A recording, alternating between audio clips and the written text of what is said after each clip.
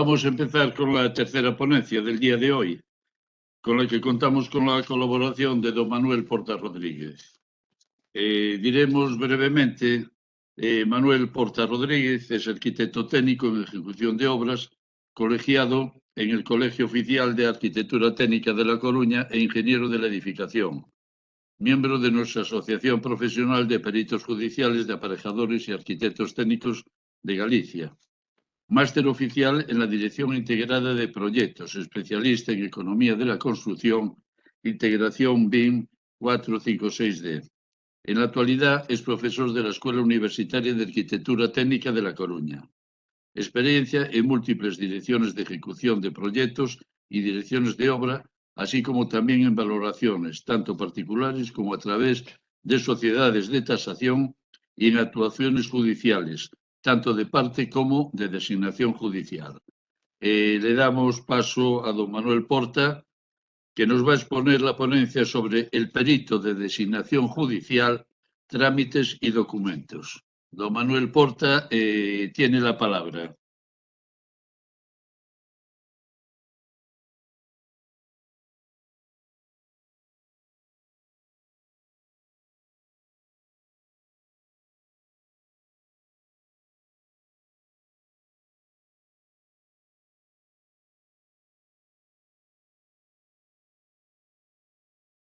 Buen día. Muchas gracias, señor presidente, por la presentación, como siempre, tan amable, querido compañero Julio. Buenos días a todos, compañeros. Agradecimiento, por supuesto, a la Asociación de Peritos que tantos sudores nos ha llevado a crear hace muchos años ya, y que veo que cada vez nos animamos más a este oficio del mundo de la pericia. La intención que os traigo aquí no es otra cosa más que hacer un repaso rápido, incómodo en cuanto a que es esquemáticamente, de todo lo que es el hacer diario de nuestra profesión en el ámbito de la pericia. Obviamente, la primera parte de la que voy a relacionar es los aspectos generales de lo que es el mundo pericial y, al final, pues llevar un poco a concretarlo al mundo de la pericia judicial. Para ello, bueno, pues he facilitado estas presentaciones, que no tienen tampoco mucho misterio, pero por si alguno de vosotros os puede servir como remedio o como punto de información para algún tema en concreto, amén de que estoy a vuestra disposición, pues bienvenido sea. Voy a ver si soy capaz de compartir la presentación con vosotros, porque creo que no está abierta. Un momentín. Compartir. Y voy allá.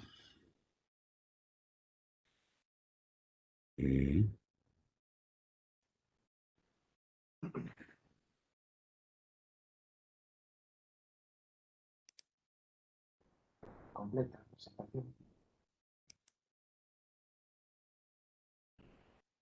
Bien, según me indica aquí el compañero, ya podéis ver la pantalla completa y un poco seguir como fondo de mi diálogo con vosotros, pues todo lo que es el mundo de peritaje.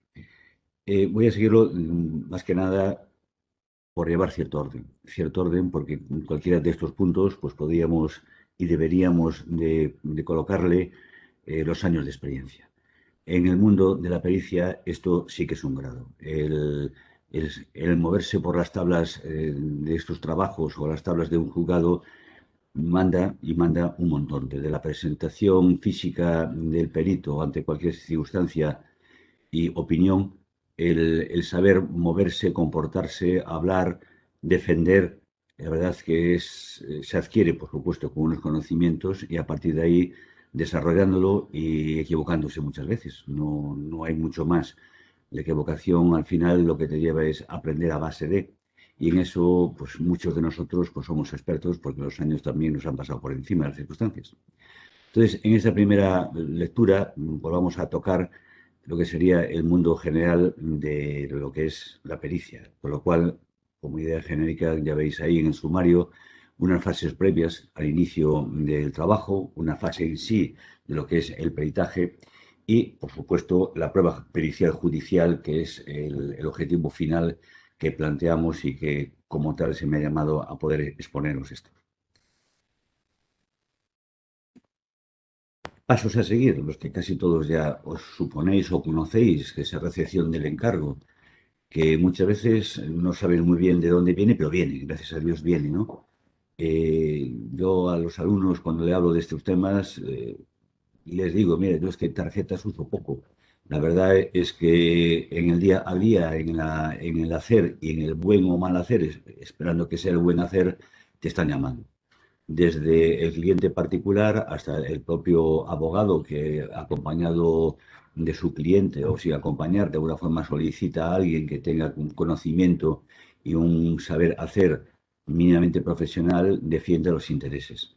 Hasta, bueno, hasta el propio elemento judicial, el señor juez, a través de las personas o las secretarias judiciales correspondientes, pues que te llamen si estás en esa línea, ¿no? El asunto es que de alguna forma entra y como es lógico, pues hay que mirar también pues cómo respondes a esa situación. Y te plantean una situación que muchas veces dices tú, bueno, ¿y esto cómo le meto mano? ¿Cómo de alguna forma entiendo yo de esto? Hay que estudiarse el tema. Las prisas aquí no suelen ser muy un aliado, interesa, hombre, el rodaje te da mucho a dónde dirigirte a la hora de poder entender qué es lo que se te pide y cómo moverte, y de ahí necesitas estudiarte el tema. No te queda otra. No te queda otra más que planteártelo, ver cuáles son los objetivos a poder conseguir. Muchas veces el diálogo con el encargante, pero más que nada con el compañero abogado. Me digo compañero abogado porque estas cosas no son únicamente tuyas, sino que tienes que también ver necesidades y acompañarlas al trabajo técnico, esa parte jurídica, y de alguna forma entender, bueno, pues si lo que se pretende es esto, si lo que se pretende se puede conseguir con todo el conocimiento y sin faltar a la verdad en ningún momento, bueno, pues haces un primer planteamiento.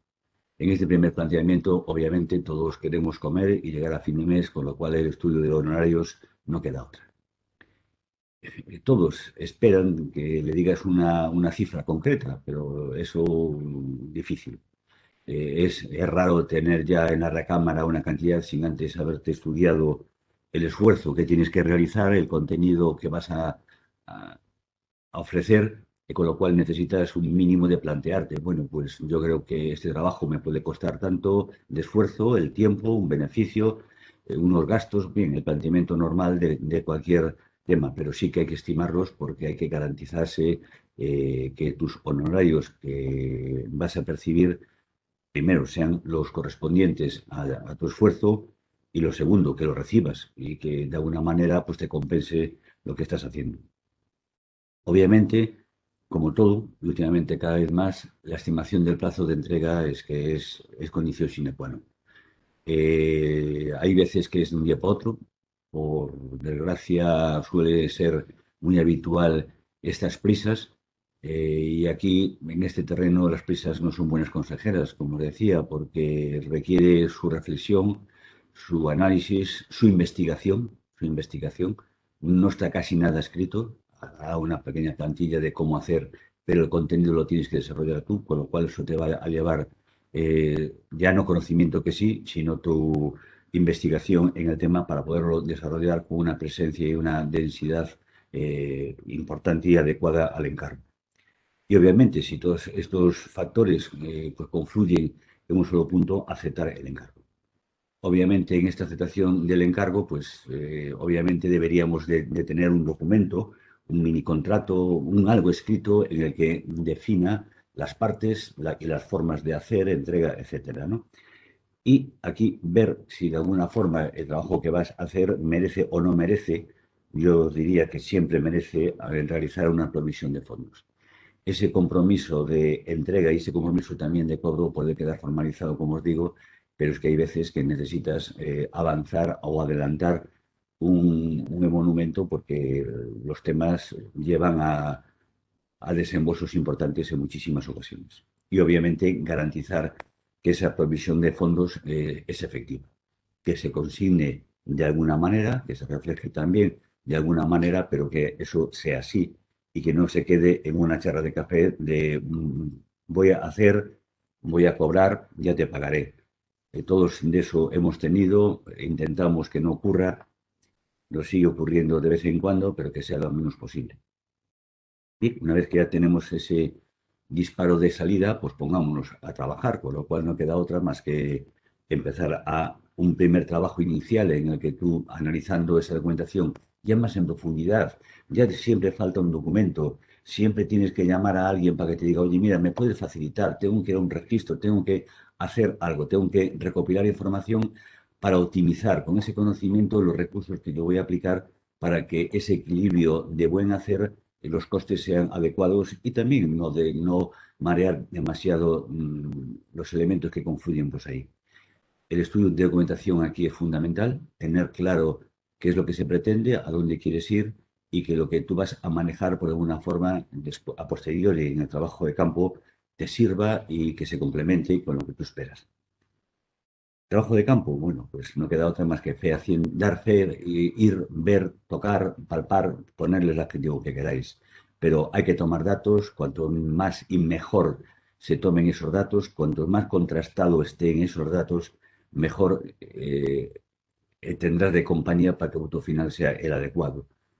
Hoy en día hay medios, hay elementos, exámenes visuales, mediciones, fotografía, recogida de muestras, redacción de ensayos, lo que necesitéis.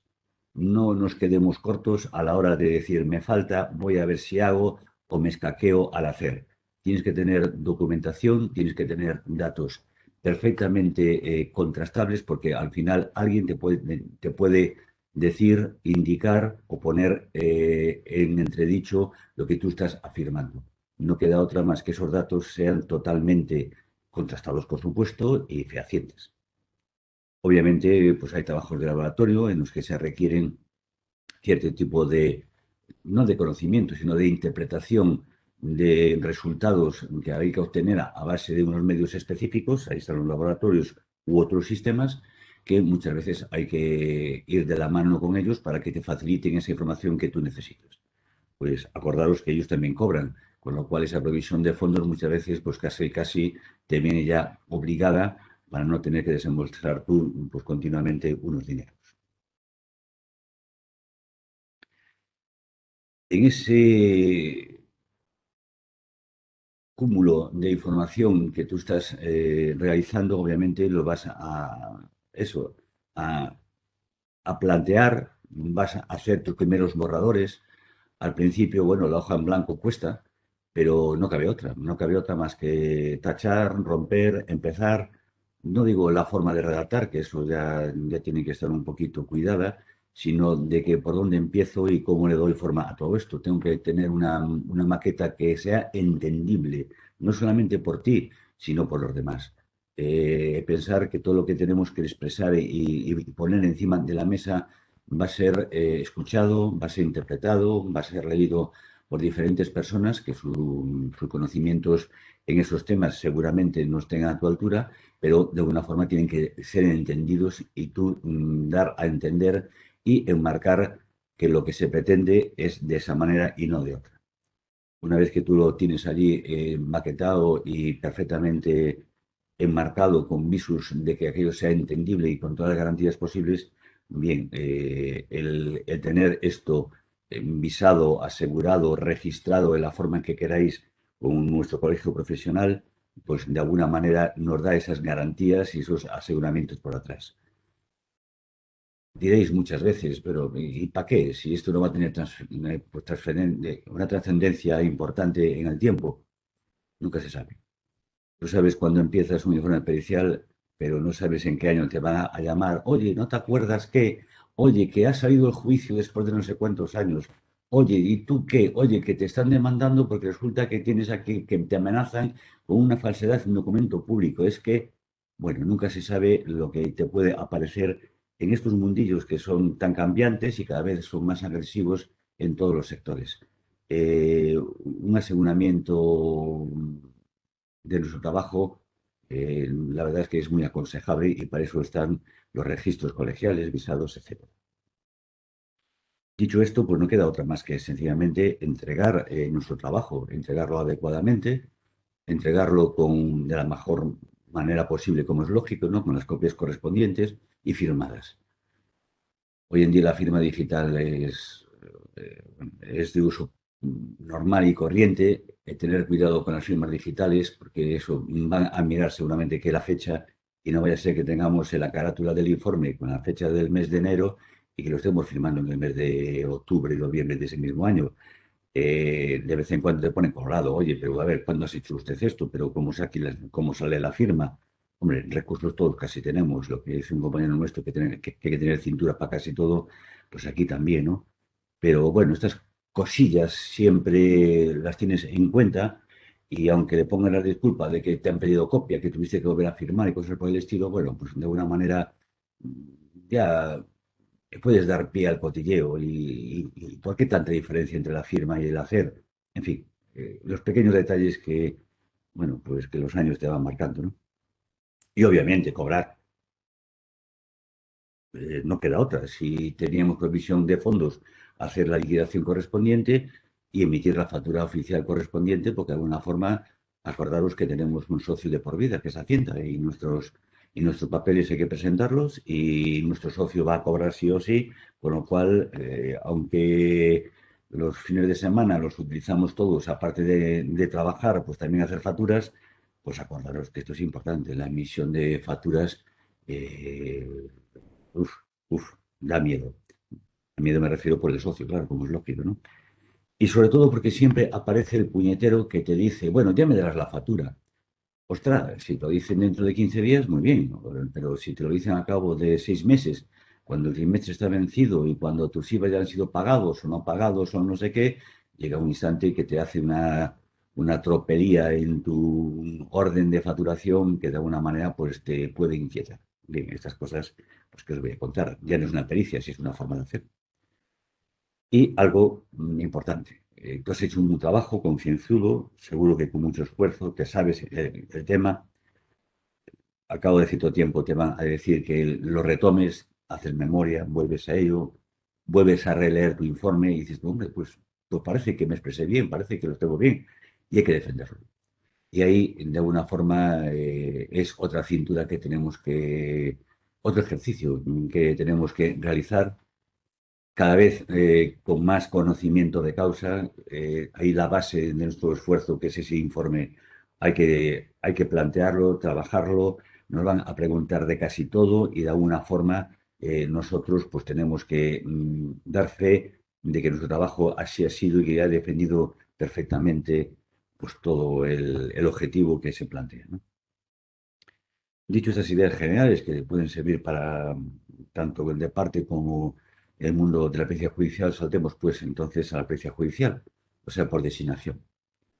Esa fase previa, perdón, al peritaje, en el que de alguna forma eh, trabajamos, estamos, está regulada por la Ley de Enjuiciamiento Civil, en la que de alguna forma recoge una serie de fases. Yo os traigo aquí, más que nada, porque lo nuestro muchas veces no es memorizar en qué artículo está, yo al menos no me sé los artículos, tengo que volver como siempre al libro de Petete en donde dice y no dice, pero os traigo y os he dejado ahí estas simples recordatorios de artículos por si os pueden servir en el tiempo y que lo podáis utilizar en la medida que creáis oportuno, ¿no?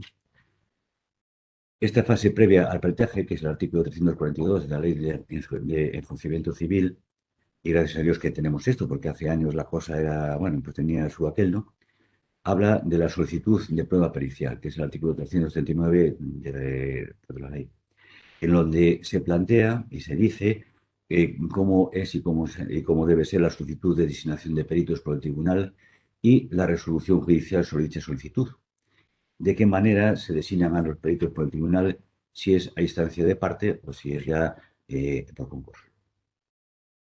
Yo no soy muy partidario de leer, porque para eso ya os lo pongo pues, en pantalla y tenéis acceso a él, pero en cualquiera de las dos maneras que aquí se plantean, se puede plantear de parte, que de alguna manera pues, se aporte la solicitud de la pericia correspondiente y que, bueno, pues su señoría indicará la forma en que lo quiere plantear y cómo se va a hacer, ¿no? Aquí veis en el primer punto que si cualquiera de las partes fuese titular del derecho a asistencia jurídica gratuita, hago aquí un pequeño paréntesis, gratuita sí para una parte, pero nosotros, aunque tenemos un convenio, como vosotros sabréis, de trabajo con la justicia gratuita, pues tenemos allí unos honorarios orientativos que nos permiten encajar de alguna manera nuestros devengos. Están sujetos a un marco de juego, pues acordaros que ahí hay que saberlos, hay que enmarcarse pues ahí, hay que de alguna manera justificar los honorarios que se van a cobrar y de alguna forma, obviamente, como es natural, va a pasar por los requisitos, no por documentar a través de nuestro colegio profesional para que ponga en comunicación del juzgado pues el informe y la pericia que nosotros hemos desarrollado, ¿no? De esta manera, eh, la parte jurídica de su señoría pues designará judicialmente a un perito, pues conforme está enmarcado dentro de esta asistencia jurídica de la que estamos hablando ahora. En el apartado 2, el demandante o el demandado que no esté en curso en el apartado pues, anterior, eh, su señoría entiende que hay que designar, bueno, se solicita que se designe a un perito judicial y su señoría, por regla general, tira del listado que, como sabéis, a primeros de año se sortea por dónde se empieza ese listado. De hecho, pues todos conocéis y estáis, y de hecho muchos de vosotros estáis ahora aquí preparando esto para estar incursos en las listas de peritos judiciales, los que estamos ya y los que no estaréis pues ahí dentro de poco. Se sorteará el por donde se inicia a tirar de esas listas, que tocaré un poco más adelante, pues cómo lo hacen y a partir de ahí empezarán a designar. Eso será el método tradicional que desde el mundo de la pericia judicial por designación lo hacen pues, desde los juzgados correspondientes. La solicitud de la prueba pericial. En este apartado que estamos pues ahora, planteo, yo creo que hay que recordar que es algo que se refiere a alegaciones o pretensiones no contenidas en la demanda, como aquí os expreso, no se podrá solicitar con posterioridad a la demanda o a la contestación informe pericial elaborado por perito designado judicialmente. Con lo cual, lo que está en autos, como siempre, ya sabéis la frase correspondiente, si no está en autos no existe, pero es que no se puede aportar otra, salvo casos muy excepcionales, informe pues, a mayores de designación judicial. Obviamente hay un plazo. Aquí los plazos corren, o deberían de correr, pero sí están señalizados, en el que las partes ejercen una serie de derechos y de obligaciones. Aquí tenemos que la designación de perito judicial, que deberá realizarse en un plazo de 5 días de la presentación de la contestación a la demanda, con independencia de quien haya solicitado dicha designación. Y cuando ambas partes lo hubiesen pedido inicialmente, el tribunal podría designar, si así lo requiere, por supuesto, un único perito que emita ese informe solicitado. En tal caso, y siempre pongo por el medio el tema de los honorarios, porque insisto que hay que comer todos los días, pues el perito, una vez que es llamado, y de alguna forma llamado desde esa lista que ha sido sorteada, donde se empieza a primeros pues, de año, empezará a plantearse sus honorarios. Y va a ver el expediente, va a ver los autos y va a plantearse lo que decíamos antes. Bueno, yo puedo realizar el trabajo que se me pide, puede haber algún tipo de elemento que impida que tú no hagas tu trabajo adecuadamente, pero volviendo al tema de honorarios, pues es el momento de estudiarte aquello para decir, bueno, aparte de poder hacerlo y hacerlo en el tiempo que se me pide y con los condicionantes correspondientes, yo pretendo cobrar pues esta cantidad, ¿no? Con lo cual eso va a formalizarse esa demanda por el secretario judicial, que lo transmitirá a las partes y opinarán a este respecto, opinar en el sentido de que dirán si están de acuerdo o no, pero al final su señoría es quien dice sí, hágase, sí, no se haga. Pueden protestar o no en cuanto a que las cuantías pueden ser excesivas, no excesivas, pero su señoría es quien manda y ordena y sin lugar a duda.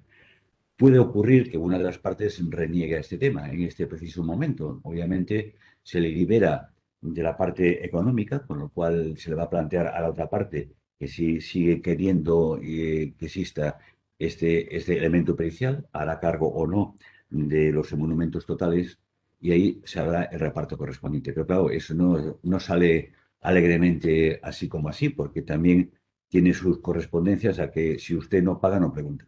Se tiene que adecuar a las solicitudes de las preguntas que haga la parte que sí abona. Solicitud de prueba judicial. En el juicio ordinario, si a consecuencia de las alegaciones o pretensiones cometidas con la audiencia las partes solicitasen conforme el artículo 427, este artículo es el que soporta esto que os estoy planteando. Su señoría considera o no considera pertinente y útil el dictamen que se emite. Lo mismo se puede hacer en un juicio verbal, con lo cual las partes pueden plantear a la vista de la excepción de perito pues cualquier planteamiento a este respecto, siempre que no haya abonado las partes que se han solicitado, sino están exentos, bueno, no pueden hacer preguntas de designación propia. Eh, Para poder soportar este análisis, el artículo 341 de la Ley de Enjuiciamiento Civil desarrolla conjuntamente con el 339 todos estos planteamientos. Por lo cual, el tribunal podrá de oficio designar perito cuando la pericia sea pertinente, pero es el tribunal en procesos sobre declaración o impugnación de la afiliación de paternidad y maternidad sobre la capacidad de las personas o en procesos matrimoniales. De una palabra, en el artículo 339 lo que nos determina es que el Tribunal de Mutuo Propio marca ya el sistema de juego. Y el tribunal no designará más que un perito titular para cada cuestión y conjuntamente de las cuestiones que se hayan podido realizar a este respecto, ¿no? Lo que sí puede ocurrir es que haya expertos distintos sobre diferentes temas y esos concurran en este proceso. Como os decía antes, en el mes de enero de cada año, anteriormente los colegios profesionales de selección de peritos a la que pertenecemos, pues de alguna forma elabora esas listas en las que se forman, se enmarcan, se dan los vistos buenos correspondientes y se trasladan a los letrados de la Administración de Justicia para que de alguna manera se produzca a primeros de año ese sorteo. Ese sorteo que lo único que hace es dentro de esas listas, decidir a partir de qué letra se empieza a correr las listas para ser designado y pedido. Esa designación lleva una serie de condicionantes. La primera que se te llama, se te comunica que ha sido, que solicitan tus servicios porque estás en esas listas, que tú expongas o no si estás de acuerdo o no con esa designación por algún motivo específico, si ves que o crees que tú no eres apto para realizar esos trabajos, tendrás que exponer adecuadamente y por escrito el por qué no. Y una vez que el tribunal entiende que sí, efectivamente, no se te encarga este proceso porque lo has justificado adecuadamente, corre lista. Y el siguiente va a recibir lo propio y así sucesivamente. Obviamente, si estás en una lista, se supone que tú estás adecuadamente formado para atender esa demanda, salvo casos muy específicos que luego tocaré por un tema de consignación o por el estilo. Pero en principio, aparentemente, tú deberías estar ahí. Siempre hay casos excepcionales, elementos muy particulares que mandan o impiden que tú realices ese trabajo, pero ya os digo que son temas muy puntuales y que hay que justificar. No vale el que porque no me apetece. No hay que justificar los temas y el tribunal entenderá o no entenderá que tú lo hagas o que tú pues no lo hagas, ¿no? Obviamente, el artículo 335 es el que soporta esta comunicación de la Administración de Justicia hacia el perito titular, al que le ha tocado. en el que le requiere durante un tiempo, un plazo de 2 días, que manifieste si aceptas o no aceptas el cargo. Bueno, esto de los 2 días es lo que nos dice, después ahí siempre hay sus pequeños tiras y aflojas, pero lo que sí es que hay que documentar los porqués. Y llega un instante en que a lo mejor nos estamos pasando en el incumplimiento de la formalidad del tiempo. Los tiempos, pues, y las herramientas que tenemos encima de la mesa a día de hoy van cambiando y cada día son más, más agresivas, si queréis llamarle de una forma. Desde la presencia judicial, que de alguna manera estábamos acostumbrados, por lo cual recibías o una llamada telefónica o lo que debíamos de recibir, sino una atenta carta del Servicio de Comunicación del Ministerio de Justicia, en el que nos comunicaba que a partir de tal día teníamos a disposición un expediente para poderlo chequear y aceptar o no acertar el encargo que se nos proponía, hasta hoy en día que está recibiendo ya no una llamada telefónica, que también puede ser, sino una comunicación por correo electrónico en la que te dice, mira, tribunal no sé qué, no sé cuánto, ha sido usted designado perito en este procedimiento, si le puede interesar o no, consulte usted los autos correspondientes. Más o menos te puede decir esto. En esa primera envite que te lanzan, tú analizas tus circunstancias y obviamente pues te puedes personar físicamente allí en el espacio judicial, solicitar ver la pericia y ver bueno, la pericia no, perdón, los autos, y ver el alcance de la pericia que a ti se le solicita y seguir el procedimiento tradicional. O en el caso de que ese juzgado en especial ya esté en el mundo del manejo de las nuevas tecnologías, pues que te puedan facilitar o no pues la documentación vía soporte informático.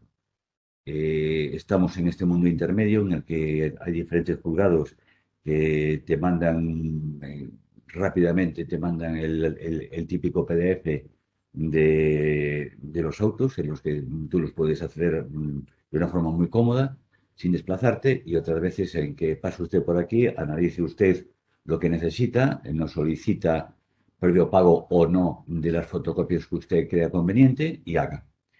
Hice la anotación del previo pago o no, porque hay juzgados en las que te facilitan las copias sin ningún coste y otros que tienes que tener tú allí tu tarjetita y hacer pues, las copias y asegurártelas tú.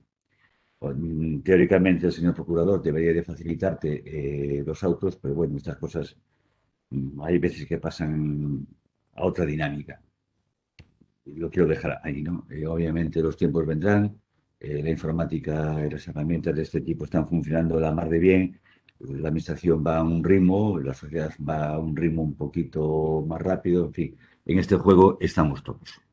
El caso es que tú tienes que decantar y tienes que aceptar o no, tienes que enmarcar tus, tus estudios de tiempos y de costes y dejarlos de alguna forma definidos y aunque sea con solicitud en soporte informático, contestar con ciencia de que aquello es así y de qué manera.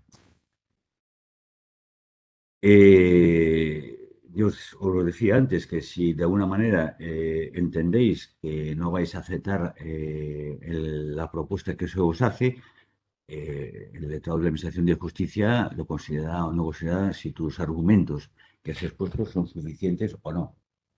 Y no hay más. Si lo son, pues va a correr lista y si no, pues te indicarán que pase usted y haga, sin más. Eh, una vez que tú ya has sido designado, que de alguna manera eh, yo recomiendo que os digan que si han consignado los fondos propios, a partir de ahí, pues tenéis un tiempo para trabajar, bueno, para trabajar, para confirmar y reafirmar que vosotros aceptáis el cargo correspondiente y la revisión que habéis solicitado, pues que sea esa. El letrado de la Administración de Justicia lo que hace es dar traslado de todo esto pues, a las partes y sencillamente las partes dirán si están de acuerdo, pues por regla general se reparten los cargos a mitad, más o menos, y lo que hacen es hacer un depósito en la cuenta de consignaciones del tribunal, que en este caso, si no recuerdo mal, creo que lo tienen en Santander, si no recuerdo mal, y a partir de ahí, bueno, pues tú tienes ya una seguridad de cobro. Al menos sabes que el dinero está allí depositado. Puede ser que alguna de las partes entienda que no está de acuerdo y que sencillamente pues que no paga. Bueno, la otra parte se le comunica, podrá hacerse cargo de todo lo que son los gastos correspondientes y, como decía antes, tiene todo el derecho del mundo a hacer las preguntas correspondientes sobre tu informe y la parte que no ha abonado, por supuesto, se tendrá que enmarcar dentro del inicio, sin ir a más. Esos tiempos pasan, como veis, no siempre en la realidad no son tan exactos como aquí se plantean, pero bueno, en ese juego estamos todos y aunque son 3 días, 5 días, se puede pedir, por supuesto, ampliación justificada del tiempo, porque hay veces que no da y eso se expone, se documenta, por supuesto, y se ejecuta sin otro problema. Si pasado un tiempo esto no es así, se puede ir a una nueva designación sin más.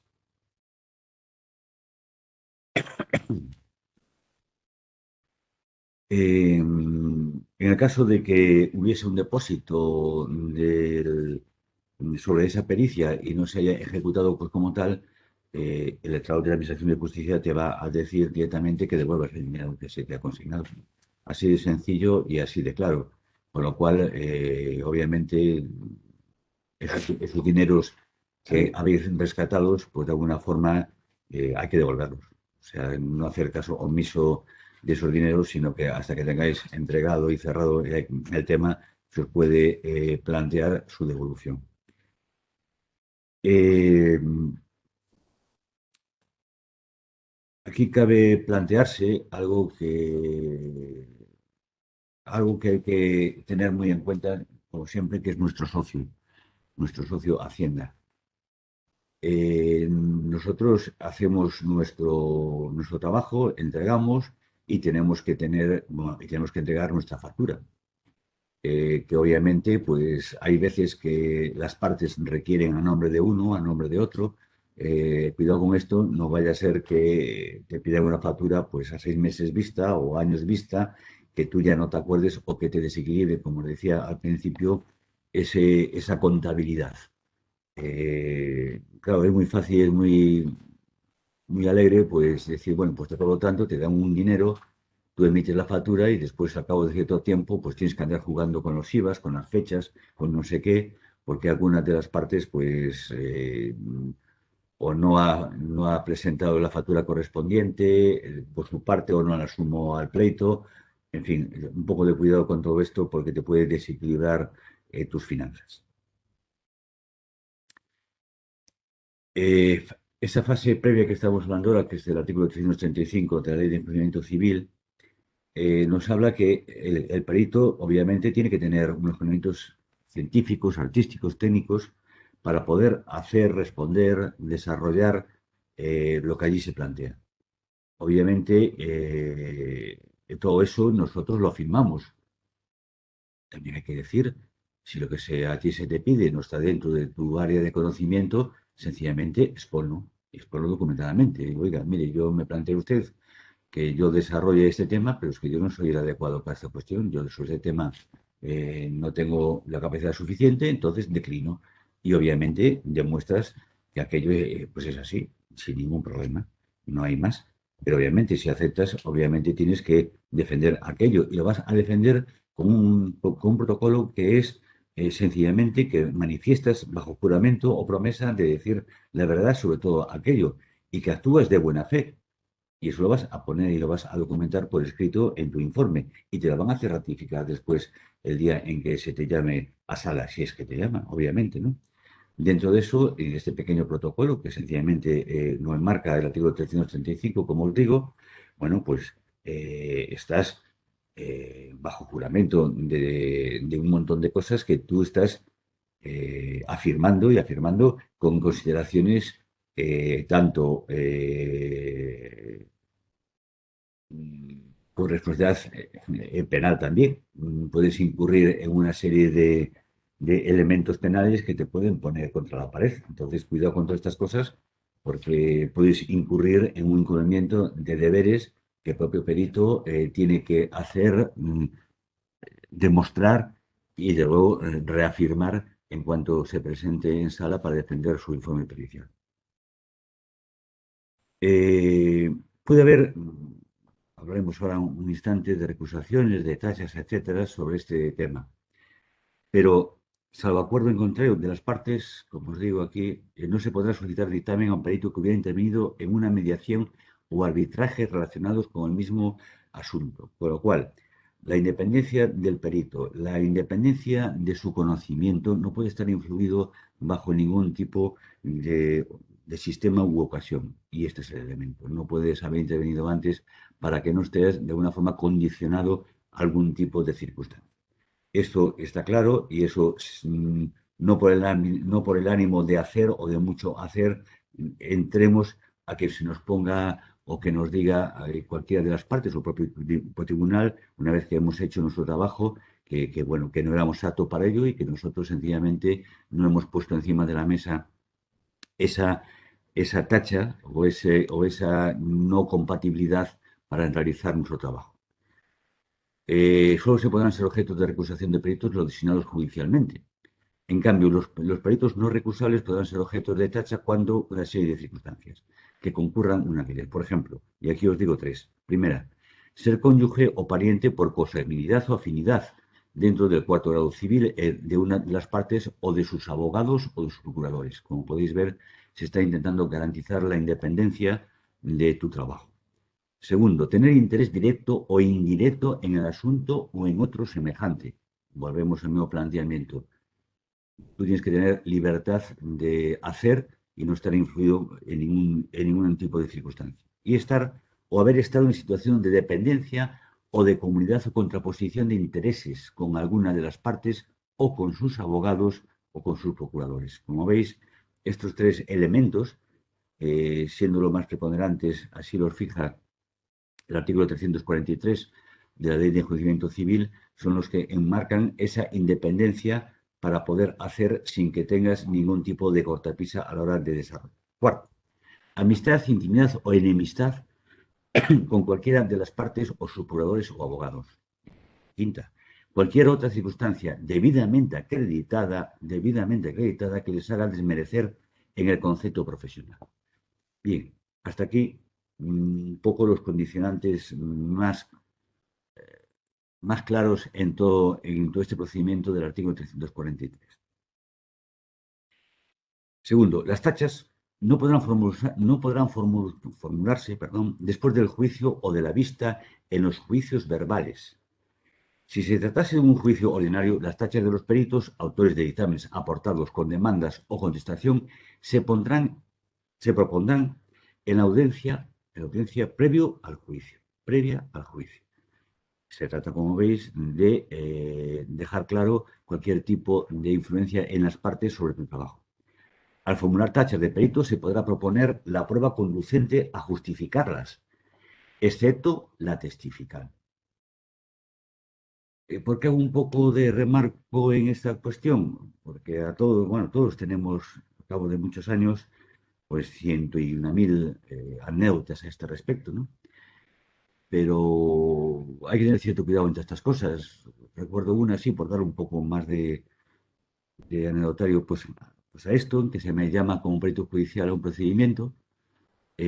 Solicito, bueno, como decía antes, la documentación correspondiente, analizo, propongo mis honorarios, todo perfecto, me facilitan las preguntas que se me van a hacer sobre ciertos tipos de cuestiones y tan contentos. Muy bien, entrego mi informe, se me hace el ingreso correspondiente y hay una recusación de una de las partes diciendo que he contaminado la prueba. Claro, con terminar la prueba, pues listo, ¿vale? Lo que he hecho, si yo voy allí al juzgado y que me oiga, mire, yo tengo aquí una recusación de perito, dígame por qué. Y yo digo, mire, es que usted ha contestado a las preguntas de la otra parte y la otra parte no ha abonado sus honorarios, pues con lo cual ha contaminado la prueba porque ha contestado a preguntas que no le correspondían. Me quedé con cara de así de un poco extraña, porque quien me había facilitado las fotocopias de lo que me había preguntado era el oficial correspondiente, pero bueno, ya sabéis, te tragas y a la siguiente. Obviamente hubo que devolver los dineros, etcétera, ¿no? Pero cuidado con lo que tenemos encima de la mesa, porque hay veces que sin mera intención o nos puede ocurrir, pues eso, hacemos cosas que nosotros mismos pues nos pueden perjudicar. Pensar que los abogados son muy suyos si están defendiendo sus intereses o entendiendo por sus intereses los intereses de sus clientes, ¿no? Y obviamente van a mirar vuestro trabajo, vuestro informe pericial, vuestro lo que tengáis que hacer con lupa. Y si no les interesa lo que allí está encima de la mesa, pues intentará desmontarlo y buscará las formas de desmontar tu informe y acercarlo a sus intereses de la forma que crea conveniente, pero seguro, seguro, seguro que va pues a por ello. Entonces, cualquier pista que le podáis dar no es precisamente una alegría. En la fase ya de la prueba judicial, pues obviamente vais a examinar el expediente, lo que llamamos los autos. La frase, como decía antes, es típica, lo que no está en autos no existe, y el contenido de la prueba que se os pide. Aceptáis el cargo o la renuncia, pues en su caso, solicitud de revisión de fondos, copia de la documentación obrante en expediente, sea física, sea en soporte, etcétera. La comunicación de la consignación os la van a decir por el conducto reglamentario o no, me refiero que o escrito o telefónicamente u otro sistema, y ahí iniciáis el peritaje que de alguna manera os ha sido solicitado con vuestros medios correspondientes, ¿no? Eh, el proceso, bueno, el proceso viene siendo el anterior, pero aquí ya tenéis unos ojos que os van a estar observando continuamente. Y obviamente, pues muchas veces, por no decir casi siempre, hay que ir al lugar de los hechos, hay que reconocer objetos, fincas, personas, edificios, lo que necesitéis, ¿no?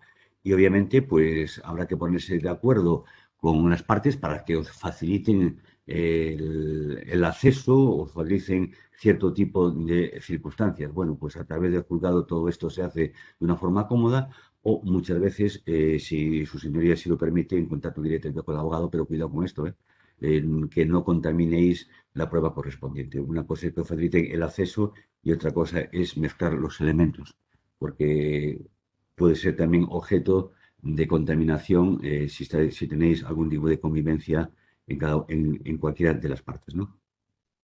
Obviamente, los representantes de las partes pueden solicitar a su señoría que el día en que tú vayas allí al sitio adecuado o a reconocer lo que fuese, que quieren estar presentes. Bueno, su señoría dirá, y hará a comunicar y dirá, oiga, mire, la parte ha solicitado que me personase, diga usted qué día va usted a ir, póngase de acuerdo y sin problema ninguno. O te puede decir lo contrario.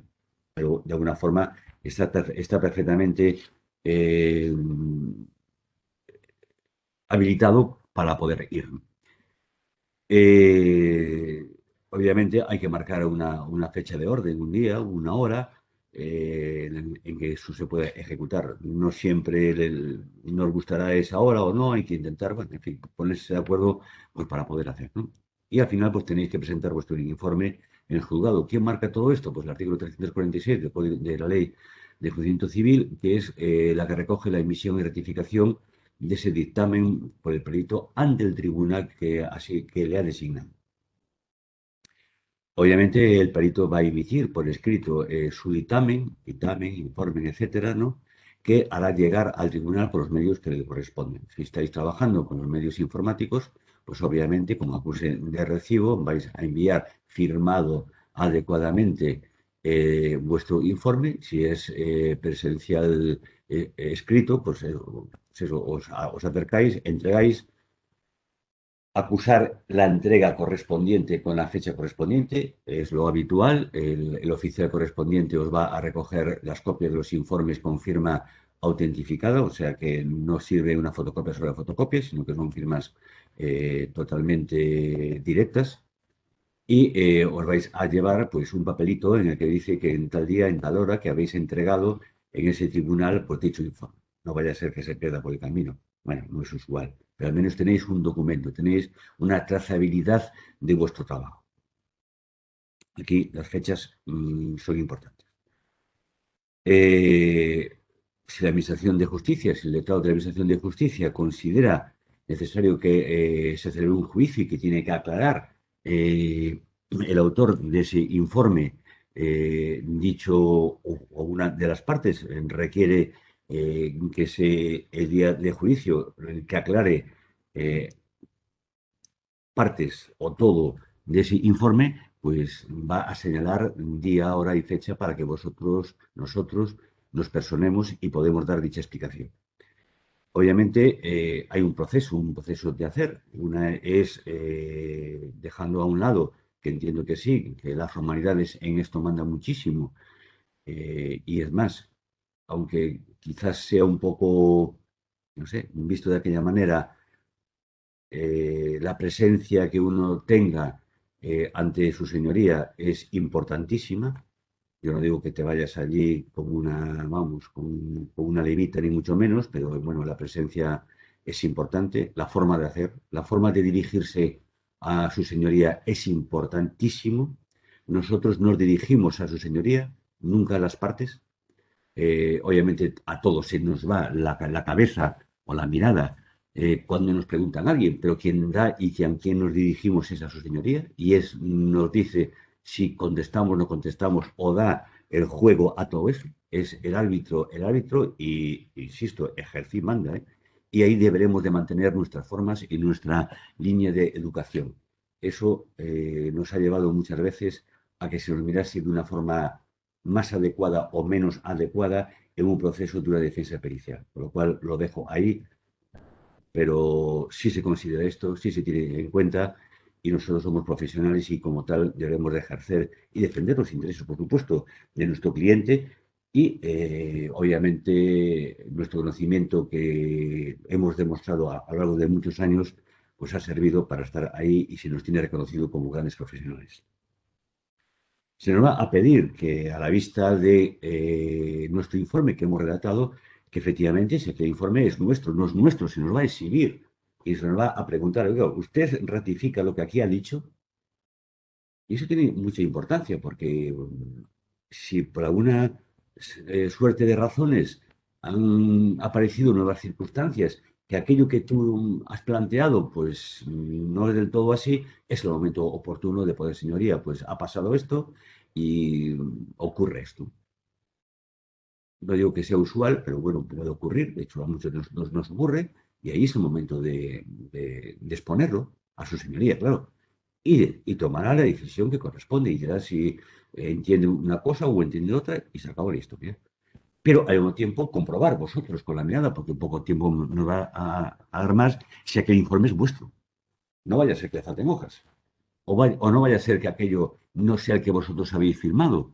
¿Cuántas veces hemos lanzado en nuestro diálogo, bueno, no hemos lanzado nada, si es de parte sí, pero si no, imposible, pero bueno, que aquel informe está sin firmar?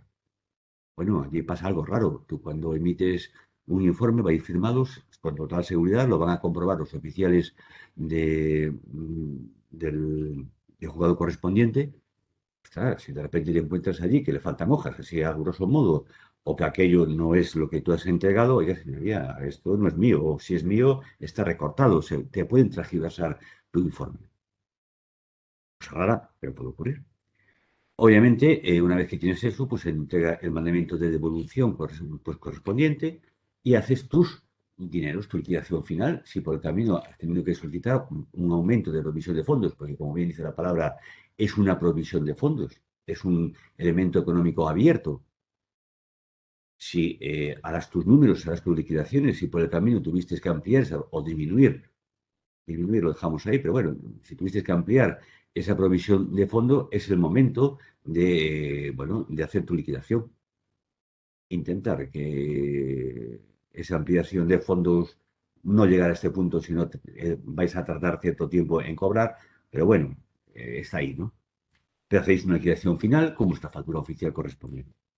Y obviamente las aclaraciones al informe que sea, pues estarán allí y se os harán 100.000 y una preguntas. Muchas veces no entendéis por qué se os hace aquello que es tan evidente o por qué se repite lo mismo. Bueno, pues pensar que el abogado de las partes, a través de su señoría, pues lo que está buscando es aclarar y el abogado con sus preguntas intentará tirar hacia su lado, ¿no? Pero bueno, su señoría, de luego, está de vuelta de mil y una guerras y obviamente como gran defensor del perito que lo es, enmarcará esa línea de bombardeo de preguntas que van a surgir casi seguro en la buena lid para que tú puedas expresar y dejar claro lo que allí se pretende. Obviamente, insisto, las preguntas las hace su señoría, aunque da pie al abogado para que formule y dirá si la pregunta es adecuada o no es adecuada, pero si no es adecuada ya te va a decir no conteste usted o le hará el planteamiento correspondiente al abogado de la parte, pero es siempre su señoría y nosotros deberemos de esperar a que su señoría nos diga de la forma que sea, con la mirada como sea, que se acepta la pregunta del abogado de la parte para tú poder contestar. No lanzarnos allí a la vorágine porque hay veces que, bueno, en fin, bueno, dicho esto, pues sigamos. Las partes y sus defensores podrán pedir, su señoría dirá, la exposición completa del dictamen, cuando esta exposición requiera realizar otras operaciones complementarias por el escrito aportado mediante el empleo de documentos, así lo refleja el artículo 2, perdón, el apartado 2 del artículo 336 de la LEC. Explicación del dictamen o de alguno de esos puntos que nosotros hemos expresado en nuestro informe o del significado que lo considera o no lo considera suficientemente expresivo a los efectos de la prueba. Insisto e insistiré, hacia su señoría, no hacia el abogado de la parte, y de alguna manera, pues nosotros lo que haremos pues ahí es, pues será una serie de preguntas, respuestas, métodos o premisas pues, que hemos planteado. Y al final pues, estamos buscando unas conclusiones para que quede claro y bien claro lo que allí se pretende dilucidar. Los peritos tendrán en el juicio, una intervención que está solicitada por las partes y que el tribunal admita o no admita. Vuelvo a repetir. Su señoría, en el listado de preguntas que le ha propuesto cada una de las partes, le podrá eliminar, ¿no? Decir que considera a bien esa pregunta o no, sea verbalmente o por escrito. No os extrañéis que en una batería de preguntas, pues si están formuladas por escrita, diga esta no, esta sí, esta sí, o hay veces que verbalmente diga no, no conteste porque no es procedente o lo que estime, ¿no? Por lo cual deniega ese tipo de intervención, por lo que sea, por ser reiterativo, por cualquier circunstancia. Su señoría es quien manda, ordena y nosotros nos poneremos a que le quede a su señoría perfectamente claro cualquier duda al respecto de lo que allí se plantea en base a nuestro conocimiento. Eh, más. Eh, Nosotros, obviamente, estamos sujetos a muchas preguntas. Obviamente, muchas de ellas, pues, hasta pretenden ponernos nerviosos para que entremos en a una disquisición no apropiada. Bueno, eso forma parte del juego obviamente técnico que allí se plantea. Nuestras respuestas tienen que tener cierta entidad, cierto peso. Hay preguntas de aquellas maneras, hay también respuestas de aquellas maneras. Bueno, pues obviamente el rodaje y la cintura que decía antes, pues te van a dar juego para salir airoso seguro de este tipo de circunstancias. Pero muchas veces lo mejor es no entrar al trapo a ciertas preguntas que lo único que hacen es enredar y hay veces que su señoría pues pasa ampliamente, no digo que pase porque claro, sino que ya no le da ni importancia, pues tú tampoco, no entres a ese afeo al perito que de alguna manera muchas veces se pretende. Bueno, su señoría ya viendo la cara de las partes y del perito, pues ya ni caso, ¿no? Pero nosotros también, hay veces que te llaman hasta casi de, en fin, ¿para qué entra? No nos pongamos nerviosos por ese sentido, no entremos a que me quieren herir verbalmente porque resulta que yo soy, no soy, no sé qué. Mm, Olvidad de eso, vosotros sois lo que sois, somos unos grandes profesionales, lo hemos demostrado a lo largo de muchísimos años, ahí estamos, y para esto también hay que tener esa consideración, ¿no? Al final quien se afea es el que hace la pregunta. Lo dejo ahí, pero ya creo que me estáis entendiendo perfectamente, ¿no?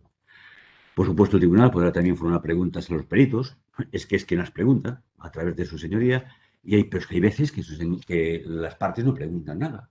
Entonces dices tú, ostras, o muy bueno soy, o aquí pasa algo raro, o una vez te lo has preguntado, ¿no?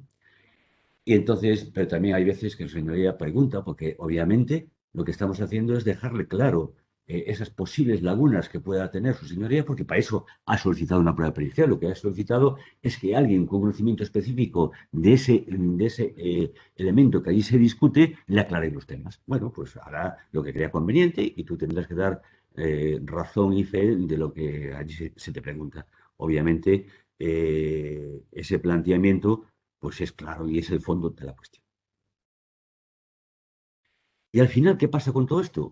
Pues el tribunal valorará los dictámenes periciales según las reglas de la sana crítica. Así de sencillo. Nosotros hacemos nuestro trabajo bien hecho, sin más, y eso el tribunal al final valora. Si el trabajo es correcto, es adecuado, has aclarado las dudas posibles que pudieran suscitarse, el trabajo estará hecho y bien hecho. Y al final, el tribunal será quien, como aquí digo en este epílogo final, redundancia.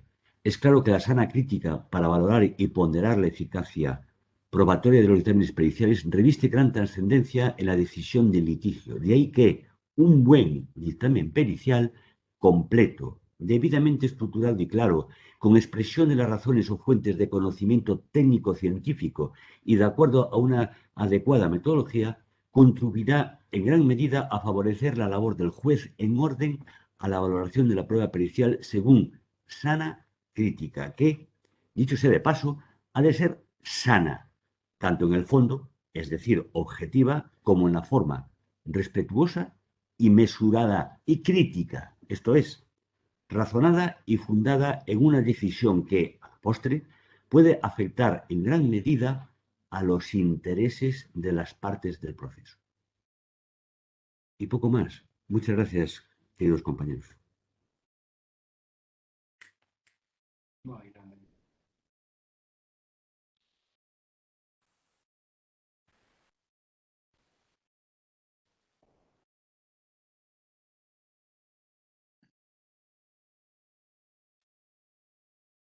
Bueno, pues, ¿hay alguna pregunta? Pues no vemos que haya...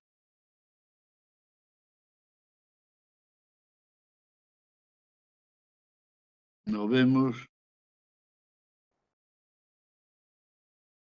Bueno, al no haber ninguna, damos por finalizada la clara, práctica y magnífica exposición de la ponencia de nuestro compañero Manuel Porta, agradeciéndole su colaboración con nuestra y su asociación. Muchas gracias.